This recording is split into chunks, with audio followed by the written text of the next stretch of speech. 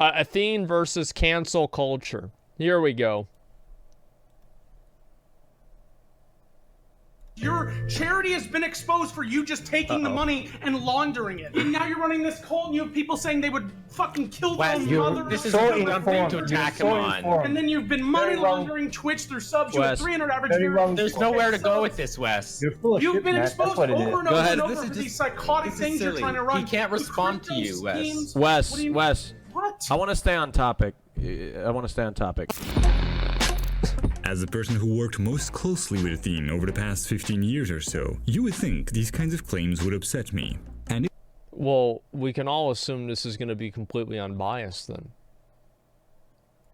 if you're not someone who has followed us very closely and has been misinformed, you might even agree with Wes here. In which case, I invite you to pause the video right now and post evidence of anything he says in the comments below.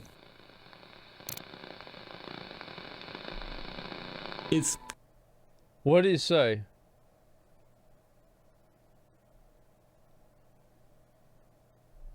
I mean,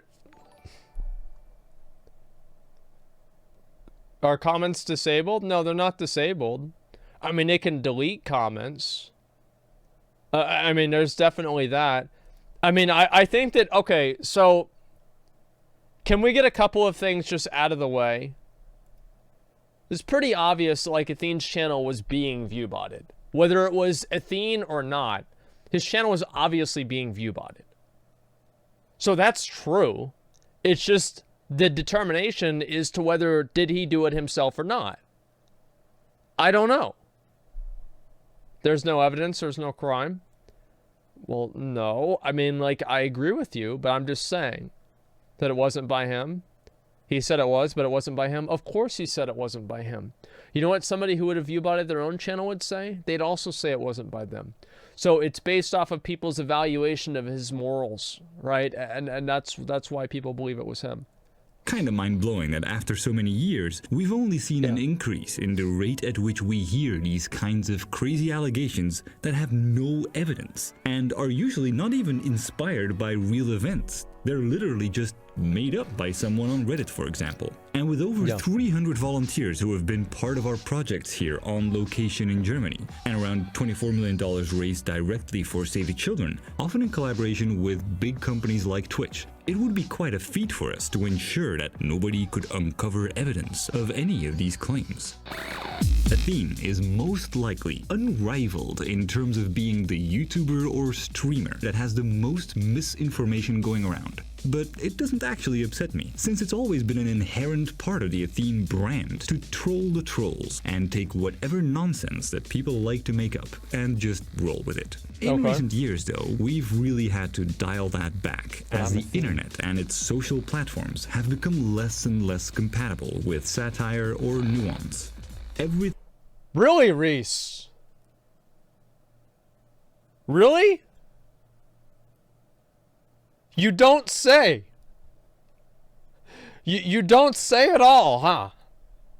Thing is taken seriously, while the facts matter less and less. Website traffic and video view counts have come to dictate the behavior of both mainstream media news outlets as well as many independent ones. In this climate, the Athene phenomenon has become low-hanging fruit that is ripe for a hit piece.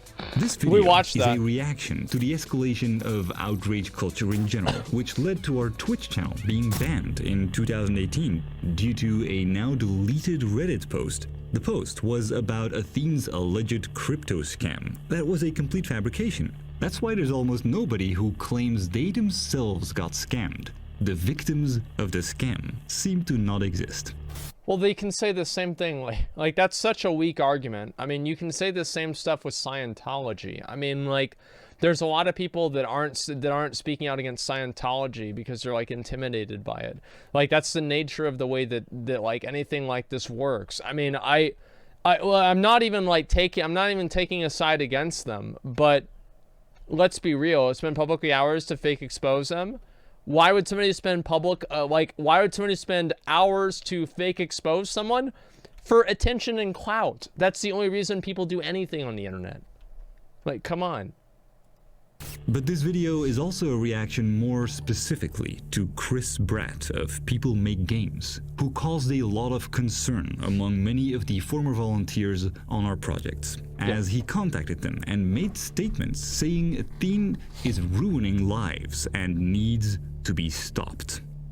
Needless to say, as a journalist, you're not supposed to have an agenda or try to convince someone of your own made-up narrative before interviewing them. Nor should you repeatedly contact people's families in an effort to dig up dirt, after already having been asked to leave them alone.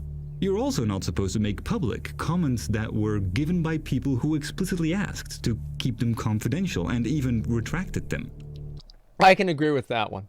The not having an agenda and anything, here's like my take on this, is that I think that as long as a journalist or somebody likes that, they make it very clear ahead of time what their perspective on it is and the way that they look at it, you can try to work back and like try to have, I guess, like, I don't know, like you can, it's okay to have an agenda to an extent, but not whenever that agenda comes at the expense of the truth of the article. Like, I mean, that's at least the way that I look at it.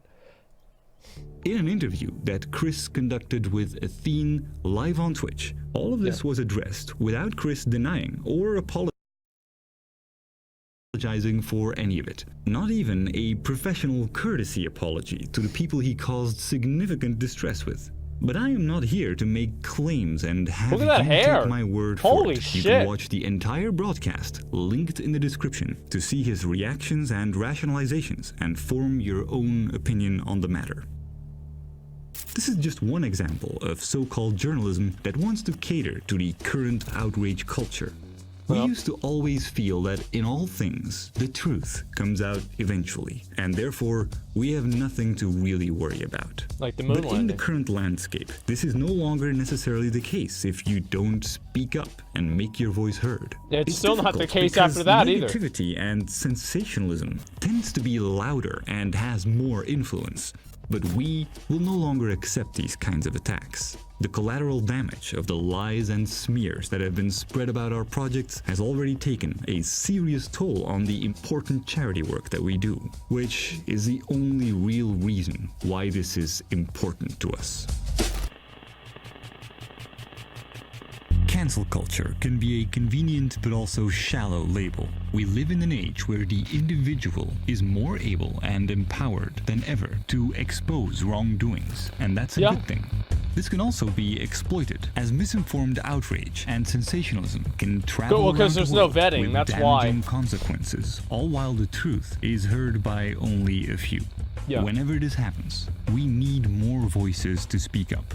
Remember, while it's usually a small minority that dictates the narrative, this also means that it makes a big difference if you raise awareness about this and take action.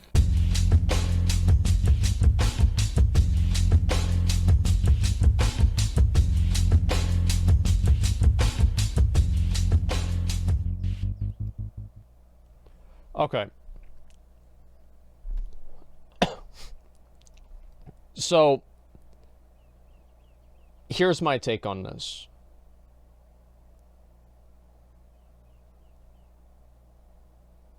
If Athene wants to get out from under the label that people have put him in, he needs to go out and be completely transparent, show the facility that he's living in, have interviews with other people, invite an audit of people that, you know, am I going to get trapped here? Just a minute, guys. Like, I've got to kill these things. Okay, just a sec.